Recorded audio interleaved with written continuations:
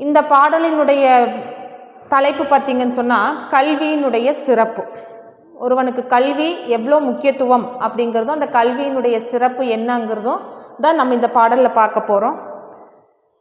எப்பிறப்பு ஆயினும் ஏமா பொருள்வதற்கு மக்கட்பிறப்பில் பிரிதில்லை, அப்பிறப்பில் கற்றலும் கற்றவற்றை கேட்டலும் கேட்டதன் கண் நிற்றலும் கூட பெரி. இருக்கிற பிறவிலேயே எப்பிறப்பு ஆயினும் நம்ம எடுக்கிற பிறவிலேயே உன்னதமான பிறவி அப்படின்னு சொன்னால் மனித பிறவி.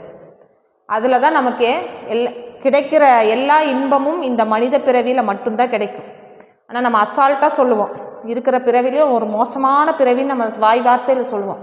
ஆனால் இருக்கிற பிறவிலேயே நல்ல வாழ தெரிந்தவனுக்கு, இன்பத்துடன் வாழ தெரிந்தவனுக்கு உன்னதமான பிறவி என்பது மனித பிறவி. நமக்கு அதெல்லாம் கிடைச்சிருக்கிறது உண்மையிலே வரம்.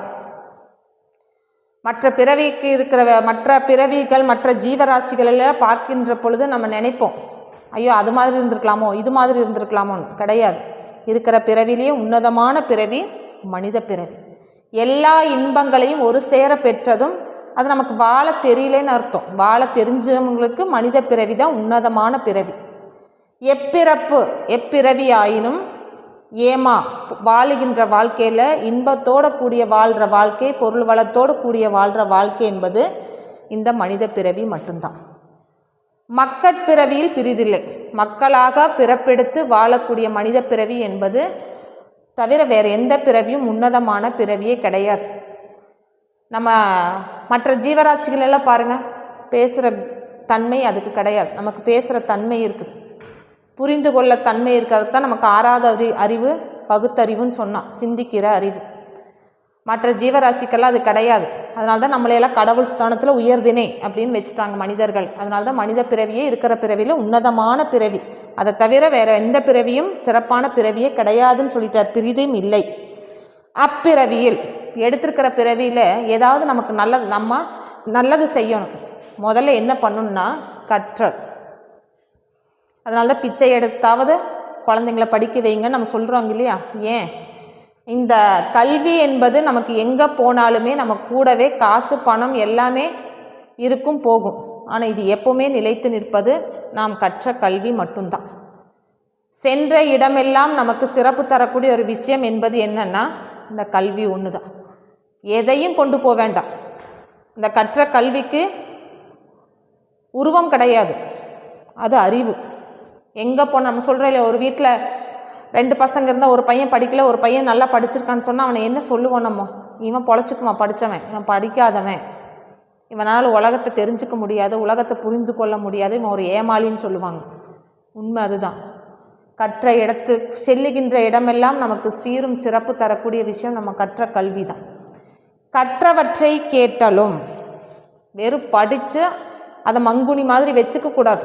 கற்றவற்றை கற்றலும் அதன்படி கேட்டலும், அல்லது மற்றவர்கள் சான்றோர்களிடமிருந்தோ உயர்ந்த அறிஞர்களிடமிருந்தோ அல்லது சொல்லி வச்சிருக்கிற எழுதி வச்சிருக்கிற புத்தகத்திலிருந்தோ கற்பதும் கற்றவற்றை அதன்படி கேட்டு வாழ்க்கையில் வழி நடத்தி கொண்டு போகணும். நம்ம படிக்கிற அத்தனை புத்தகங்களுமே நமக்கு முன்னாடி விட்டுட்டு போன முன்னோர்கள் எழுதி விட்டுட்டு போன புத்தகங்கள் அனைத்துமே நமக்கு நல்லதை எடுத்து சொல்லக்கூடிய விஷயங்கள் தான்.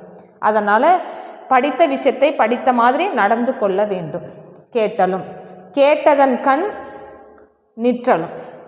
ஒன்று படிச்சிருக்கணும் அல்லது மற்றவரிடமிருந்து கேட்டிருக்கணும். கேட்டதன் கண் மறந்து போயிடக்கூடாது, அதன் வழி நின்று வாழக்கூடியவனாக இருக்கணும்.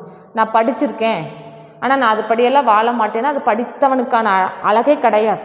அப்போ படித்தவன் அப்படின்னு சொன்னால் படித்தவனாக இருந்தாலும் சரி, மற்றவர்கள் மூலியமாக கேட்டதாக இருந்தாலும் சரி, அதன்படி நடந்து வாழ்க்கையில் ஒரு உயர்ந்த நிலைமைக்கு அப்போ தான் போக முடியும்.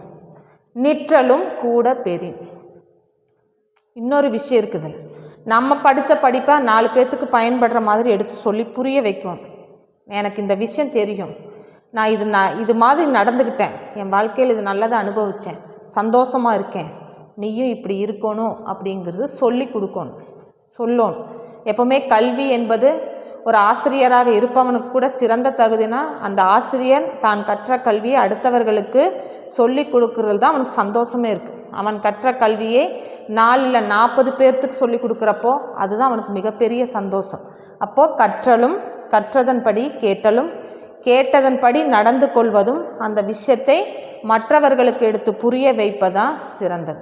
அப்போ இருக்கிற பிறவிலேயே உன்னதமான பிறவி எதுன்னு சொன்னால் மனித பிறவி. இது நாள் வரைக்கும் நம்ம எப்படியோ யோசிச்சிருப்போம். ஆனால் இதுக்கு மேலே இந்த மாதிரி ஒரு பாடலை எல்லாம் படிக்கின்ற பொழுது நம்முடைய பிறவியே உன்னதமான பிறவி, நமக்கு கிடைச்சிருக்கிற வரம் என்று எடுத்துக்கொள்ள வேண்டும். அப்போ நம்ம அதைப்படி வாழ தெரிஞ்சுக்கிட்டோன்னு சொன்னால் அதுதான் நமக்கு நல்ல நன்மை தரக்கூடிய விஷயம். அப்போ எடுத்த பிறவிலேயே உன்னதமான பிறவி நமக்கு கிடைச்சிருக்கிறது மனித பிறவி. அந்த பிறவியினுடைய உன்னத செயலனா படிக்கணும், அல்லது கேட்டாது மற்றவர்கள் மூலியமாக கேட்டாது தெரிஞ்சிருக்கணும். கேட்டதன்படி வாழ்க்கையில் வழிநடத்தி கொண்டு போகணும். தான் கற்ற கல்வி, தான் கற்ற அனுபவத்தை, தான் கற்ற நல்ல விஷயத்தை மற்றவர்களுக்கு எடுத்து புரிய வைக்கணும், அல்லது 4 பேர்த்துக்கு நல்லதை எடுத்து சொல்லணும், சொல்லி கொடுக்கணும், அவர்களையும் நல்வழிப்படுத்தி கொண்டு போகணும். இதுதான் கல்வியினுடைய சிறப்பு. நன்றி, வணக்கம்.